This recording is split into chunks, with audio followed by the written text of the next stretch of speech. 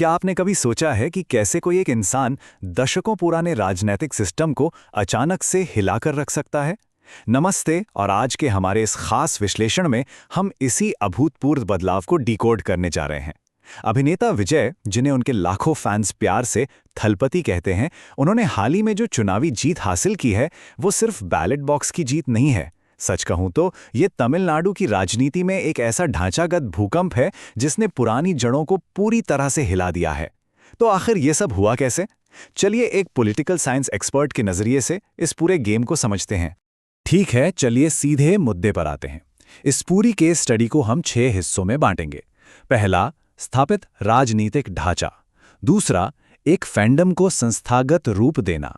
तीसरा, रणनीतिक वैचारिक स्थिति। चौथा, नए वोटर्स को एकजुट करना। पांचवा, संस्थागत बाधाओं का सामना। और आखिर में डिजिटल युग का नया मॉडल। तो चलिए शुरुआत करते हैं हमारे पहले हिस्से से, द एंट्रेंच्ड पॉलिटिकल डुओपोली, या कहें स्थापित राजनीतिक ढांचा। आप देखें, इस नए बदलाव को समझने के लिए हमें पहले ये समझना होगा कि यहाँ पहले से चल क्या रहा था। तमिलनाडु में दशकों से द्रविडियन डुओपोली का ही वर्चस्व रहा है, मतलब मुख्य रूप से 2 ही पार्टियों का दबदबा। ये एक ऐसा सिस्टम है जो अपनी द्रविडियन पहचान पर बहुत गर्व करता है। अगर आप इतिहास देखें तो इस राज्य की राजनीति को एनजीआर, करुणानिधि और जयललिता जैसे महान सिनेमाई दिग्गजों ने ही आकार दिया है। इस ढांचे पर उनका पूरा और मजबूत नियंत्रण था। और ये तुलना बहुत ही शानदार तरीके से दिखाती है कि कैसे पुराना राजनीतिक ढांचा और नया मॉडल एक दूसरे से बिल्कुल अलग हैं। एक तरफ है पारंपरिक सिनेमाई राजनेता, जो पुरानी पार्टियों के बने बनाए ढांचे और विरासत के भरोसे चलते थे, और दूसरी तरफ है विजय, जो पूरी तरह से एक डिजिटल एज मास लीडर हैं। ये एक एकदम नया आर्केटाइप है जो सोशल मीडिया, एक बेहद संगठित फैंडम और युवाओं की लामबंदी के दम पर खड़ा होता है। बिल्कुल अलग तरीका है ना? आगे बढ़ते हैं हमारे दूसरे सेक्शन की तरफ, एक फैंडम को संस्था का रूप देना। आपको लग सकता है कि ये चुनावी धमाका रातों रात हुआ, लेकिन ऐसा बिल्कुल नहीं है। ये एक बहुत ही कैलकुलेटेड, पूरे एक दशक लंबी रणनीति थी। चलिए इस टाइमलाइन को देखते हैं। 2009 में उन्होंने विजय मक्कल यक्कम के नाम से अपना फैन नेटवर्क बनाना शुरू किया। फिर 2019 में उन्होंने राष्ट्रीय मुद्दों पर खुलकर बोलना शुरू किया। 2021 आते आते उनके इसी नेटवर्क ने स्थानीय चुनाव भी लड़े। और फिर आता है फरवरी 2024, जब तमिजागा वेट्री कड़गम यानी टीवीके पार्टी को फॉर्मली लॉन्च किया गया। यहाँ सबसे बड़ी रणनीति ये थी कि उन्होंने जानबूझकर 2024 के आम चुनाव छोड़ दिए, ताकि पूरा का पूरा फोकस मार्च 2026 के विधानसभा चुनावों पर रहे, जहां वो अकेले मैदान में उतरे। यहाँ इस 100+ वाले आंकड़े पर जरा गौर कीजिए।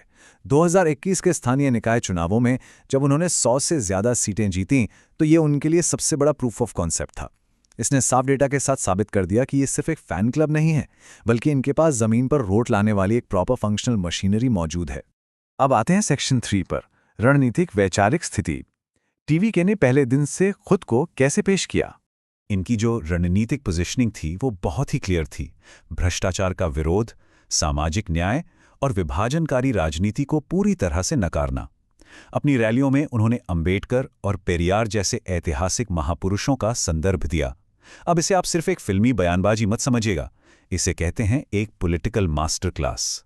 उन्होंने बहुत ही चालाकी से और स्पष्ट रूप से अपनी एक बहुत ही मजबूत वैचारिक जगह बना ली। राजनीति बिना वोटर्स के तो कुछ नहीं है, है ना? तो चलिए सेक्शन 4 में बात करते हैं, मोबिलाइजिंग अनटैप्ड डेमोग्राफिक्स।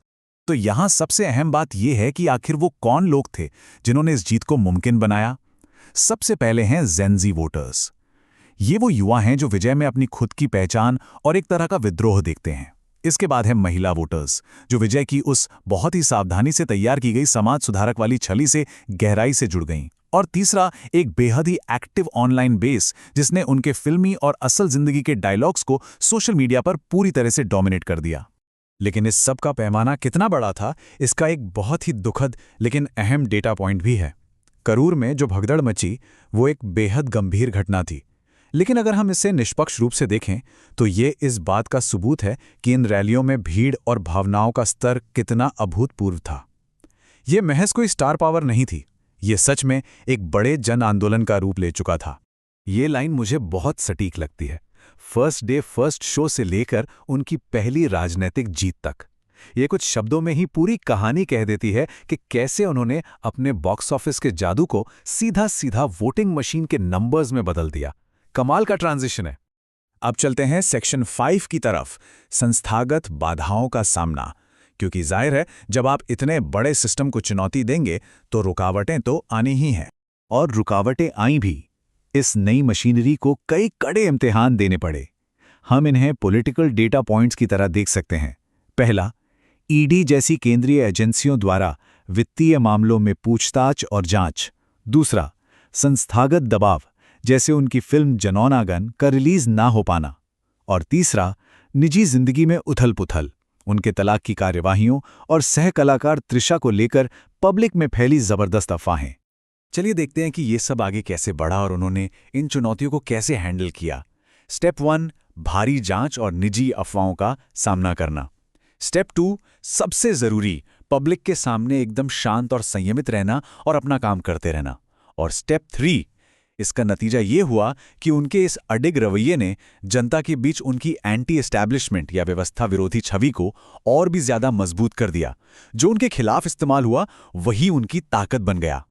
और अब हम पहुंचते हैं अपने विश्लेषण के आखिरी हिस्से पर, डिजिटल युग का नया मॉडल।